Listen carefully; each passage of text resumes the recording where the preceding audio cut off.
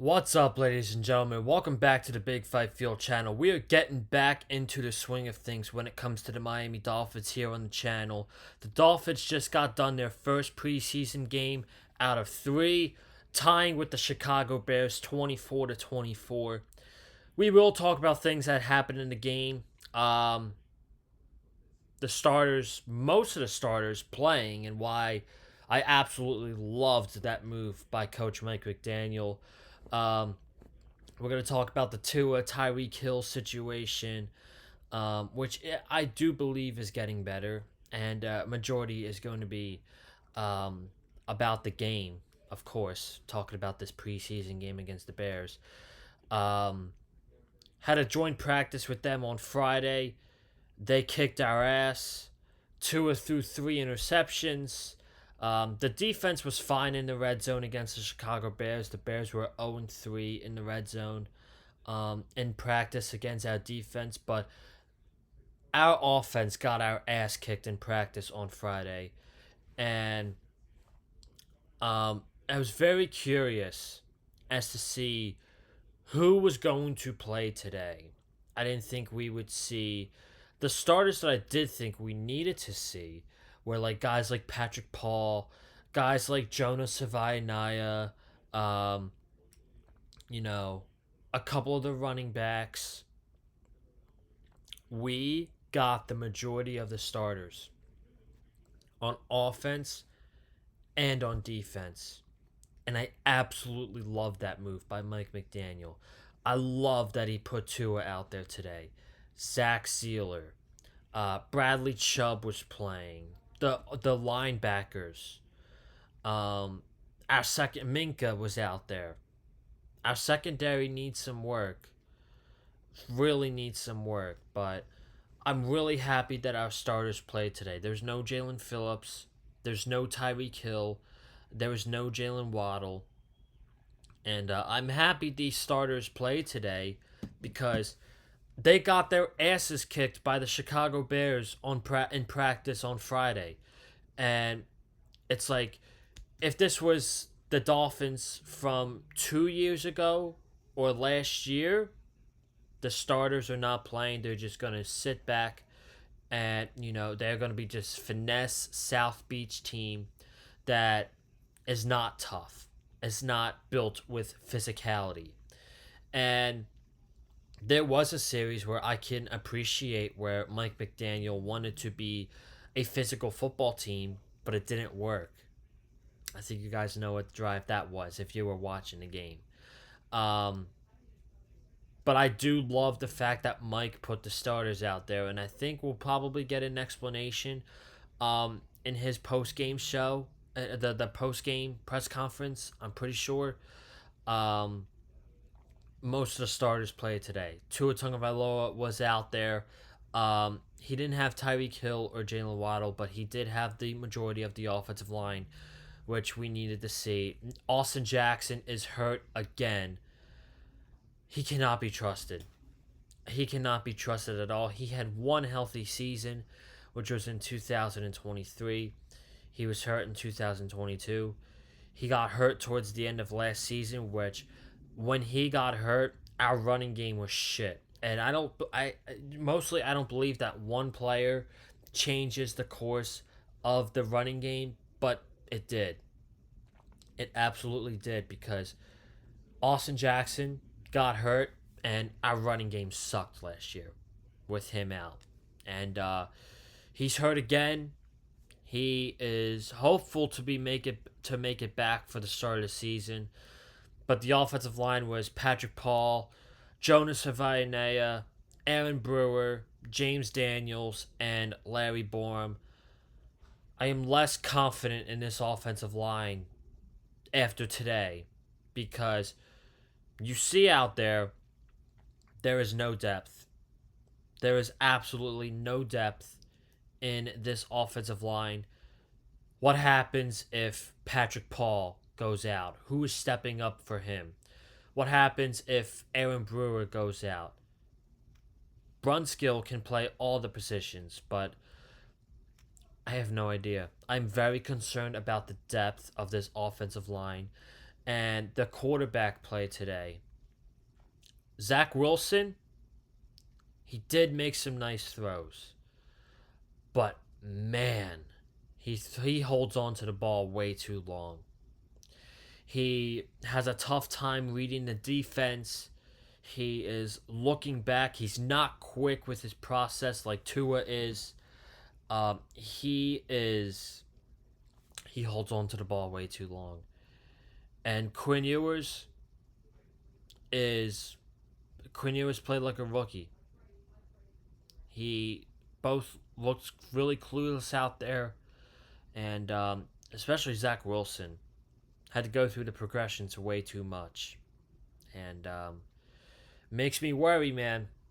The biggest the biggest concern of this season is Tua Tagovailoa goes down with an injury, God forbid.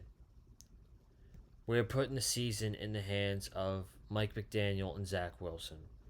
I'm not willing to do that again this year because we put the season with Mike McDaniel in the hands of Skylar Thompson, Tim Boyle, and Tyler Huntley. Look where that got us. 8-9.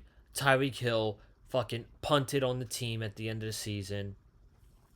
And I don't want to talk about last year. I want to get it out of my head. But if Tua does not get that concussion, if Tua's smart and Tyreek Hill is healthy, I'm sorry, we're 10-7. We're in the playoffs. So I'm concerned about the health of Tua. And I think out of all the teams, this is just such a big season for the Dolphins. Out of all the teams that are dealing with the most pressure and are the most desperate going into this season, for me, it's the Dolphins. It is now or never. It's the last dance. It is the last dance for the Dolphins with Tua, Mike McDaniel, and Tyreek Hill. That is the identity of this team. Tua Tagovailoa, Mike McDaniel, and Tyreek Hill. And Tua was holding Tyreek Hill accountable in his press conferences, saying like the relationship is not built up all the way, and you can't just come in here and pretend everything is okay. You know, we got to build that up again. And Tyreek was holding himself accountable. And I've seen a lot of people say that Tyreek Hill is going to get overjumped by Jalen Waddle as wide receiver 1. And look, I love Jalen Waddle. He is awesome. The Waddle is the best celebration in all football. Our owner loves the Waddle, okay? You know, Waddle. We'll be doing that soon. But listen, man, this team doesn't compete without Tyreek Hill. This team needs Tyreek Hill in order to at least compete with other teams. And has Tyreek Hill not shown up in big time games the last 3 seasons? Yes. You bet your ass he hasn't shown up. He didn't show up last year against the Texans. He didn't show up last year in Lambeau Field against the Packers. He didn't show up against Buffalo when the division was on the line. We've had big time games these last few years, and Tyreek Hill has not been there for the team. So we need this man, but he's got to show up as well. And even though he doesn't show up, this team is not as good on paper without Tyreek Hill. And I believe the Tua and Tyreek Hill situation is getting better because now Teron Armstead is talking about it on his podcast. He's with the Dolphins. He's always around the Dolphins. He's traveling to Chicago to go to the joint practices and get a clue on what the team is going to be this year. And now he's got his own podcast, and he actually elaborated about the Tua Tagovailoa Tyreek Hill situation. And this is a 2-minute clip This is Teron Armstead on the relationship now between Tua Tagovailoa and Tyreek Hill. There's nothing here, people. Spent the last 2 days with Tua and Tyreek. Spent a lot of time with both of them guys, and I can honestly say both of those guys spending a lot of time together. Card games, dinner, going to dinner every night, like we just hanging out, vibing like old times. Honestly speaking, it's the relationship looks strong. Not to say that it wasn't some repair that had to happen with the way that the season went and ended last year, with the comments that Tyreek Hill made after the last game. Not to say that it wasn't some fog there, some smoke in that area. But I can say present day, man, the relationship looks, seem, and feel very strong. To There you go. There you go. Um, if it takes a game of Uno to get on the same page, then Tua and Tyreek Hill should play Uno before every game this season.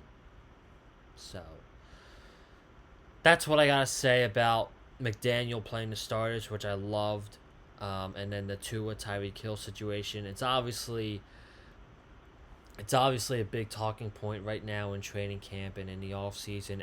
As we head into the season, week one, against the Indianapolis Colts.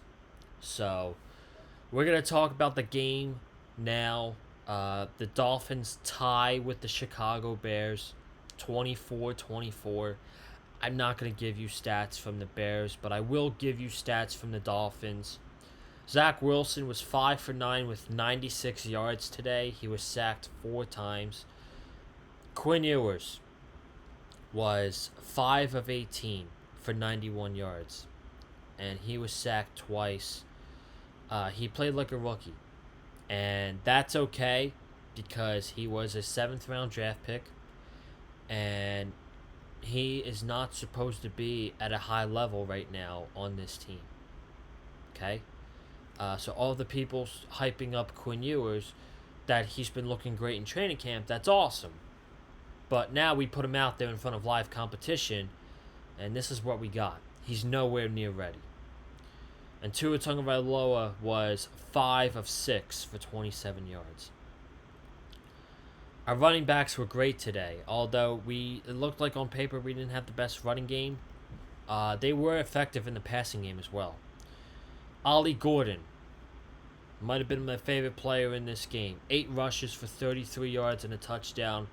Devon Achane, 3 rushes for 22 yards. Jalen Wright, 9 rushes, 16 yards and a touchdown. And then Alexander Madison had 3 rushes, 8 yards and a touchdown. So all the running backs behind Devon Achane, Jalen Wright, Alexander Madison, and Ollie Gordon, all of them got touchdowns today. Taj Washington, I like what I saw from him. 3 catches for 53 yards. He caught a big pass from Zach Wilson earlier. Ollie Gordon, 1 catch, 39 yards. Nick Westbrook-Akine, 1 catch, 35 yards. Alexander Madison, 1 catch, 21 yards. Malik Washington had 4 catches for 18 yards. So we'll do this really quickly. I don't want to take too much time because it's only preseason. And I know the second half, absolutely brutal. So we're just going to talk about the first half here. The Bears start the ball off first, and they go 3 and out. So very nice possession by the defense. We get a sack on a second down by Willie Gay and Benito Jones. And then the Dolphins get the ball with 13:21. And they go 15 plays, 54 yards. They take up 9 minutes off the game clock.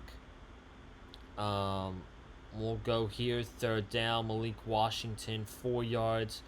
So it's 4th and 3 midfield. Tua right back to Malik Washington for 6 yards and a first down. Devon Achane for 6 yards. Then on 3rd and 4, Tua right back to Malik Washington for 5 yards, first down. Devon Achane gets an 11-yard run for another first down on 1st and 10.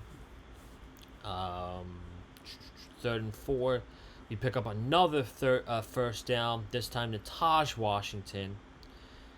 And then this is where the drive stalls. And this situation reared its old ugly head once again, where it is second and goal at the 2-yard line, and they get stuffed. And it's third and goal, and Jalen Wright gets stuffed. And it's fourth and goal, and the offensive line gets blown up immediately. And we've had these problems for a very long time now. And it seems like it hasn't gotten fixed. You drafted a big... I don't care that it's preseason. You drafted a big physical running back in Ollie Gordon for situations like this. You've got to put him in the game at that point. Jalen Wright is not... It's not Jalen Wright's fault, okay? It's more of the players that are on the offensive line. But you drafted Ollie Gordon for situations like this. Use him when it's second and goal at the 1-yard line. He's a big, powerful back. You've got to use him there. But we've had this situation last year, and now it seems like in 2025, it's back. So we did nothing to fix it. Nothing. Because we thought we fixed it with Jonah and James Daniels, new guards. We had way better guards this year than we did last year. But we still have the same problems. Is it the offensive line? Is it the running backs? Is it the scheme from Mike McDaniel? I have no idea, but here we are again, 2025. We can't pick up a yard for a touchdown. Awesome. So the Bears get the ball back, and they punt. And then the Dolphins get the ball back, and Zach Wilson's now in the game. And Zach Wilson on the second play completes a 35-yard pass to Nick Westbrook-Akine right down the middle of the field, which was a very nice play, probably his best play of all day. Then we get Zach Wilson to Taj Washington for 10 yards. And on third down, we get a pass interference call on the Bears. It takes 2 plays, second and goal, a bootleg to Tanner Conner. Tanner Conner was wide open on this play. Zach Wilson skips the ball right to him. Just skips it right to him, not able to get the ball to him. And then on third and goal, Alexander Madison punches it in for a touchdown. It's 7-0. The Bears go down 16 plays, 79 yards. I mean, these DBs, they're very inexperienced, so they didn't have a good drive here. This is what you would expect when you have no depth in the defensive back room as well. And Kader Kohu goes down with an ACL injury. We cannot catch a break. We go out and we sign Mike Hilton and Jack Jones, and I'm like, yes, we've actually got a decent secondary now with Mike Hilton, Jack Jones, and Kader Kohu. Nice. And then Kader Kohu tears his ACL. So it looks like Storm Duck is going to be starting this year, and that makes me nervous. How are we going to feel when Storm Duck is being lined up one-on-one against Michael Pittman Jr., against Terry McLaurin, against, I don't know, Mike Evans? I'm just naming teams we're playing this year. He's going to get toasted. So he got burned a couple times. Sheffield got burned a couple times. And then on fourth and goal, Bears get their touchdown. Dolphins answer right back with a touchdown. 7 plays, 58 yards. First play of the drive, though, Zach Wilson gets sacked. And then third down, Zach Wilson off the back of his foot to Taj Washington for 34 yards. it just boggles my mind how Zach Wilson can't make an easy bootleg touchdown pass to Tanner Conner, but he can make a tough back-legged pass to Taj Washington for 34 yards. So, anyway, that was a nice play, and we get Jalen Wright for 5 yards. Third down, Zach Wilson to Eric Ezukama for 12 yards, and then Jalen Wright gets a 7-yard touchdown. Patrick McMorris got an interception. Doesn't matter. Zach Wilson takes 2 sacks on this drive. And that sets up the Bears in field goal range. Cairo Santos bangs a 57-yard field goal right before halftime. So it's 14-10 Bears. And then basically this is where it was crap all down here. Punts from both teams. More sacks taken, this time by Quinn Ewers. Both teams trade touchdown possessions where Bears score a touchdown and the Dolphins score a touchdown to go up 21-17. And the Bears get a touchdown, but then Jason Sanders makes a 56-yard field goal. And there we go. Turnover on downs by the Bears. Turnover on downs by the Dolphins. It's not really worth going over the rest of the game because it's preseason. But it does feel good to be back covering Dolphins content, and we are going to do one of these again next week. And next week, the Dolphins are practicing with the Detroit Lions, and their next preseason game is against the Lions. So that should be very interesting. But I'm going to get up out of here. Thank you guys so much for tuning in.